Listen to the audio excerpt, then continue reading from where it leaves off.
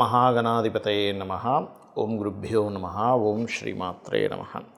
అరుణాం కరుణాతరంగితాక్షీం ధృతపాశాంకుశపుష్పబాణచాపాం అనిమాదిభిరావృతాం మయూకైః అహమిత్యేవ విభావయే భవానీం. శ్రీమాత్రే నమః. ప్రేక్షకులకి ఆ లలితాంబిక అమ్మవారి యొక్క అనుగ్రహం పరిపూర్ణంగా కలగాలని మనస్ఫూర్తిగా కోరుకుంటూ మనం ఈరోజు చెప్పుకోబోయే టాపిక్ ఏంటంటే, శుక్రుడు తన ఓన్ హౌస్ న్యాచురల్ సెకండ్ హౌస్లోకి మారుతున్నాడు. అంటే వృషభ రాశిలోకి శుక్రుడు వెళ్తున్నాడు. ఈ శుక్రుడు వృషభంలోకి వెళ్ళడం వల్ల ద్వాదశ లగ్నాల వారికి, ఎందుకంటే శుక్రుడు అక్కడికి వెళ్తున్నాడు అంటే మిగతా గ్రహాల యొక్క కాంబినేషన్లో రిజల్ట్ ఇస్తుంది. మిగతా గ్రహాలు ఎక్కడ ఉన్నాయి మనకి? ఈ జూన్ 28వ తేదీ నుంచి ఆల్మోస్ట్ ఒక 1 మంత్ ఉంటాడు అక్కడ శుక్రుడు. ఎక్కడ ఉంటాయి అంటే క్లియర్లీ వృషభం, మిథునంలో రవి, గురు అండ్ కర్కాటకంలోకి బుధుడు రావడము. అదేవిధంగా చూసుకున్నట్లయితే మీకు ఇక్కడ అంటే ఇప్పుడు ప్రజెంట్ దీంతో కలిసి ఉన్నాడు, మిథునంలోనే ఉన్నాడు బుధుడు, కానీ కర్కాటకంలోకి వెళ్తాడు. దాని తర్వాత కుజుడు, కేతువు సింహంలోని, కుంభంలో రాహు, మీనంలో శని ఉన్నాడు. అయితే శుక్రుడు ఓన్ హౌస్లో ఉన్నప్పుడు ద్వాదశ లగ్నాల వారికి, లగ్నం తెలియదండి అంటే రాశి హ్యాపీగా చూసుకోవచ్చు, అందులో ఎటువంటి ఇబ్బంది లేదు. ఎటువంటి మంచి ఫలితాలు ఉన్నాయి? శుక్రుడు మరి ఓన్ హౌస్లో ఉన్నప్పుడు ఏదైనా కొన్ని రాసులకి, కొన్ని భావాలకి ఇబ్బందికరమైన ఫలితాలు ఇస్తాడా? ఇస్తే ముఖ్యంగా ఎటువంటి జాగ్రత్తలు తీసుకోవాలనేటువంటి విషయాలను మనం తెలుసుకుందాం. కుంభలగ్నము, కుంభరాశి. కుంభం వారికి ఎప్పటి నుంచో ఒక ప్రాపర్టీ కొనుగోలు చేయాలి, లేదా ఒక గృహం సొంతంగా కట్టుకోవాలి, ఫ్యాషన్ రిలేటెడ్ సంబంధించినటువంటివి, ఆర్ట్ రిలేటెడ్ సంబంధించినవి, కొంతమంది ఫ్యాషన్ వీటిలో జాయిన్ అవుతూ ఉంటారు, క్రియేటివ్ వీటిలో, అటువంటి విద్యలు నేర్చుకోవడానికి చాలా అనుకూలంగా ఉంది. తల్లి యొక్క సపోర్ట్ లభించడం, ఇటువంటివన్నీ ఉన్నాయి. కాకపోతే శుక్రుడు అక్కడ ఉన్నప్పుడు ఒక్కొక్కసారి ఏమవుతుంటుందంటే ఈ అప్పుల విషయంలో కొన్ని జాగ్రత్తలు తీసుకోవాలనేటువంటిది బలంగా చూపిస్తుంది. మరియు మరొక విషయం ఏంటంటే ఇక్కడ ఇన్వెస్ట్మెంట్స్ చేసేటప్పుడు, ఎందుకంటే సప్తమ స్థానం కుజుడు, కేతువు అయినందుకు ఇక్కడ వివాహ నిర్ణయాల విషయంలో కానివ్వండి, పార్ట్నర్స్తో కలిసి ఇన్వెస్ట్మెంట్స్ చేసేటువంటి విషయాల్లో కానివ్వండి కాస్త జాగ్రత్త వహించాలి. ఎందుకంటే సప్తమం అనేటువంటిది జీవిత భాగస్వామిని సూచించే స్థానం. ఈ 3వ అధిపతి వెళ్ళి సప్తమంలో ఉన్నాడు. కాబట్టి ఒక సంబంధం కుదరాలన్నా, ఒక పార్ట్నర్ని ఒప్పించి వాళ్ళ ద్వారా మీరు ఇన్వెస్ట్మెంట్స్ తెచ్చుకోవాలన్నా కాస్త ఎక్కువ ప్రయత్నం చేసేటువంటి సమయం ప్రస్తుతం నడుస్తుంది. కాబట్టి ఈ విషయంలో జాగ్రత్తగా ఉండండి. కానీ ఎప్పటి నుంచో మీ డ్రీమ్ కార్ కానివ్వండి, డ్రీమ్ హోమ్ అంటూ, డ్రీమ్ ప్లేస్ అంటూ ఉంటాం. ఒక ప్రదేశానికి వెళ్ళడమే కొంతమందికి అదొక డ్రీమ్గా ఉంటుంది. మేము ఫలానా హిమాలయాలకు వెళ్ళామండి, లేకపోతే ఇంకో దగ్గర అద్భుతమైన ప్రదేశం, ఇటువంటివన్నీ కూడా నెరవేరుతాయి. ఎప్పటి నుంచో ఉన్నటువంటి బ్యాక్లాగ్స్ కూడా క్లియర్ అవ్వడం జరుగుతూ ఉంటుంది. కాకపోతే ఇక్కడ పంచమంలో ధన లాభాధిపతి పంచమంలో ఉన్నందుకు ఫ్రెండ్స్తో కలిసి ఏదైనా వ్యాపారాలు చేసేటప్పుడు, లేదా IUI, IVFలు చేయించుకునేటువంటి వారు, ఎందుకంటే గురువు సహజంగానే ఇక్కడ మీకు కుటుంబకారకుడు మరియు సంతానకారకుడు, సహజ గురువు, సంతానకారకుడు, రవి గురువులు ఇద్దరు కూడా. ఆ రవే మీకు కంబస్ట్ చేసుకున్నందుకు 1కి 4 సార్లు ఏదైనా శస్త్రచికిత్సలు చేయించుకునేటప్పుడు కానీ, IUIలు, IVFలు ఒక్కోసారి కొంతమందికి మొట్టమొదట్లోనే వాళ్ళకి సక్సెస్ అవ్వదు, కొన్నిసార్లు 2 సార్లు 3 సార్లు తర్వాత అవుతూ ఉంటుంది.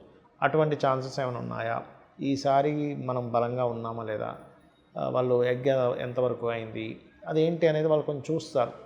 ఏమాత్రం సరిగ్గా లేదు అనుకుంటే మీరు విరమించుకోవడం మంచిది. ఎందుకంటే పంచమంలో ఉండే గురువు ఇటువంటి ఫలితాలు ఇస్తున్నాడు.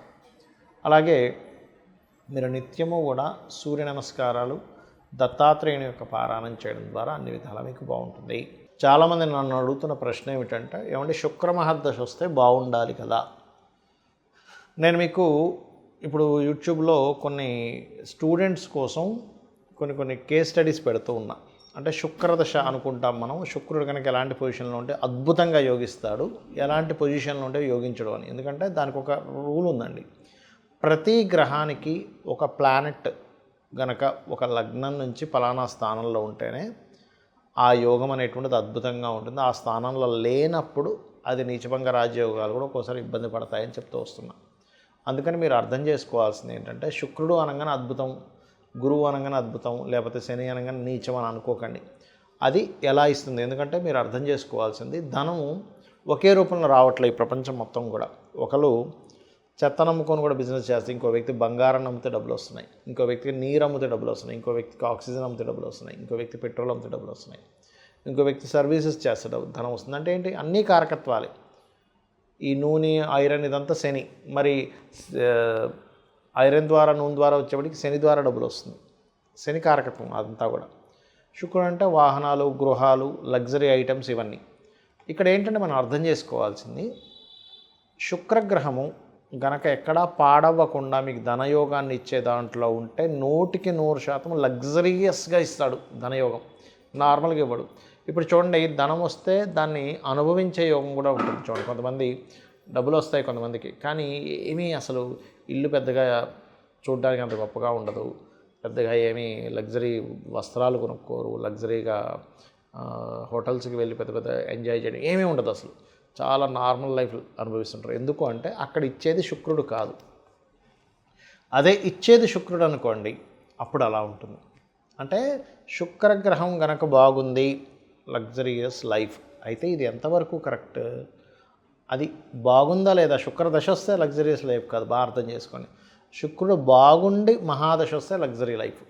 శుక్రుడు పాడైపోయి మహాదశ వస్తే ఉన్న లగ్జరీ లైఫ్ కాస్త పోతుంది. ఇది అర్థం చేసుకోండి. మరి ఎలాగా? చాలామంది ఆశతో ఉంటారు, ఏమంటే నాకు శుక్ర మహాదశ రాబోతుంది, అద్భుతం, ఆహా ఓహో అని.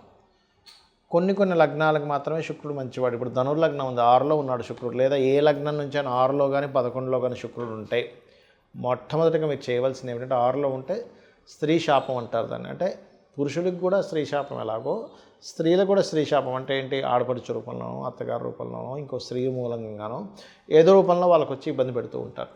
అంటే ఆ పూర్వజన్మలో చేసుకున్న కర్మ అది. కావున మీరు అర్థం చేసుకోవాల్సిన విషయం ఏంటంటే, శుక్రగ్రహం ఎక్కడుంది? 6, 11లో కాకుండా 12లో ఉంటే చాలా మంచిది, ధనస్థానంలో ఉంటే చాలా మంచిది, 4th హౌస్లో ఉంటే కూడా మంచిదే, పర్లేదు, ఎందుకంటే ఇస్తాడు. కాకపోతే ఇక్కడ ఏంటి? పాపకత్తెరలో ఉందా, శుభకత్తెరలో ఉందా? ఇదంతా నేను మీకు ఎందుకు చెప్తున్నానంటే, శుక్రుడు ధనానికి, లగ్జరీకి, సుఖానికి, భార్యకి, వీటికి కారకుడు. మనం మేజర్ లైఫ్లో మేజర్ రోల్ ప్లే చేస్తున్నాడు. ధనం లేకపోతే విలువ ఉండదు, మన అవసరాలు తీరవు. విలువలు అనేటువంటివి ధనం కంటే ఇంకా ఎక్కువ ఉన్నాయి. పేరు ప్రఖ్యాతలు కానివ్వండి, ఒక మన యొక్క క్యారెక్టర్, ఇవన్నీ ఎక్కువ విలువలు ఇస్తాయి. కానీ సొసైటీలో బాహ్యంగా కనబడే ధన విలువే. అలాగే ఒక లగ్జరీ కారు ఉండాలన్నా, గృహం ఉండాలన్నా శుక్రగ్రహ బలం, చతుర్థాధిపతి బలం కూడా ఉంటుంది. కేవలం ఎప్పుడూ శుక్రుడే కాదు, 4th లార్డ్ పలానా ప్లానెట్ అయి మంచి యోగం కలిగింది, ఆయన కూడా ఇస్తాడు, ఇవ్వడం కాదు.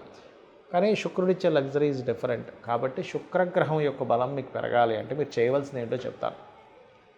గోవులకి శుక్రవారం నాడు చక్కగా మీరు చపాతీలు, ఒక 3 చపాతీలు తీసుకొని దాన్ని నూనె వేయకుండా కాల్చి దాని మీద తేనె పుష్టించిన ముక్కలుగా గోవులకు పెడుతూ శ్రీమాత్రే నమః అనే మంత్రం చేస్తూ ఉండండి. లేదా ఓం సంపత్కరీ సమారూఢ సింధుర వ్రజ సేవితాయే నమః, లేదా ఓం ధర్మాధ్యక్ష ధనాధ్యక్ష ధనధాన్య వివర్ధినే నమః. ఇది చేయండి. చాలామంది తెలియక ఏకాదశంలో శుక్రుడు మంచిది అనుకుంటాడు. కాదు. ఏకాదశ శుక్రుడు ఉన్నటువంటి జాతకులకి మ్యారిటల్ లైఫ్ డిస్టర్బెన్సెస్ కానీ, అనుభవించాల్సిన సుఖాలు కానీ దూరమైనటువంటి జాతకాలు కొన్ని వేల జాతకాలు నేను చూపిస్తాను. కొన్ని వేలు, ఏదో 100 లేదో 10లో కాదు, వేలల్లో చూపిస్తాను. రీసెర్చ్ చేస్తే లక్షల్లో కూడా దొరుకుతాయి మనకి చెప్పాలంటే. ఎందుకంటే ఎక్కడా కూడా శుక్రుడు సుఖానికి కారకుడు కాబట్టి 12లోనే యోగిస్తాడు. మీరు చూసుకోండి, ఎనీ లగ్న 12th హౌస్ వీనస్ పాడవకుండా ఉన్నాడంటే ఆయనే మంచి లగ్జరీ, మంచి సుఖాన్ని ఇస్తాడు. సుఖకారకుడు, ఏ కారకుడు ఎక్కడ ఉంటే ఏమి ఇస్తాడు? 12th హౌస్కి నెగేటింగ్లో ఉంటే ఇవ్వడు. ఇది బాగా అర్థం చేసుకోండి. ఇది చాలా చాలా చాలా ఇంపార్టెంట్ అయినటువంటి విషయం గుర్తుపెట్టుకోండి. శుక్రుడి విషయంలో, అందరి విషయాల్లో కాదు. మిగతా గ్రహాలు ఏవైనా సరే 12లో యోగించమంటారు, కానీ ఇక్కడ మనం దేశకాలమాన పరిస్థితులను అర్థం చేసుకుంటూ వెళ్ళాలి. 12లో ఉండే గ్రహాలు ఒకప్పుడు అంటే అయ్యో మనిషి దేశదిమ్మరి అయిపోతాడు, ఎందుకు పనికి రాకుండా పోతాడు. ఇప్పుడు ఏంటి? ఒక మనిషి ఆ దేశంలోనే కాకుండా ప్రపంచ దేశాలు మొత్తం తిరిగి వస్తున్నాడు కాబట్టి విదేశీ యోగాలు ఉంటాయి. ఆ 12లో ఉండే గ్రహాలకే ధనయోగం పడితే విదేశాల్లోనే ధనయోగం ఉంటుంది. ఇది మనం అర్థం చేసుకోవాలి. ఇక శుక్రుడి యొక్క స్థితిగతులు బాగోపోయినా మీకు మంచి చక్కటి ఫలితాలు రావంటే అమ్మవారి ఆరాధన మించింది మరొకటి లేదు. మరియు శుక్రగ్రహం దగ్గర దీపారాధనతో పాటు శుక్రుడు ఏ గ్రహాల ద్వారా అయితే కంబస్ట్ అయ్యాడా, అంటే అస్తంగత్వ దోషం రవి ద్వారా అవుతుంది, లేదా కేతువు ద్వారా అవుతుంది. ఒక్కోసారి కేతుతో శుక్రుడు కలిసి ఉన్నా కూడా ధనహీనత యోగాలు, లేకపోతే అమ్మవారి భక్తులైతే అది మళ్ళీ తగ్గుతుంది. కాబట్టి గణపతి ఆలయాలకు వెళ్ళడము, కేతు రవి లేదా ఏ పాపగ్రహాల మధ్య ఉన్నాడో ఆ పాపగ్రహాలకు సంబంధించినటువంటి గ్రహాల దగ్గర దీపారాధన చేయడం చేయండి. అన్ని విధాలా మీకు బాగుంటుంది. శ్రీమాత్రే నమః.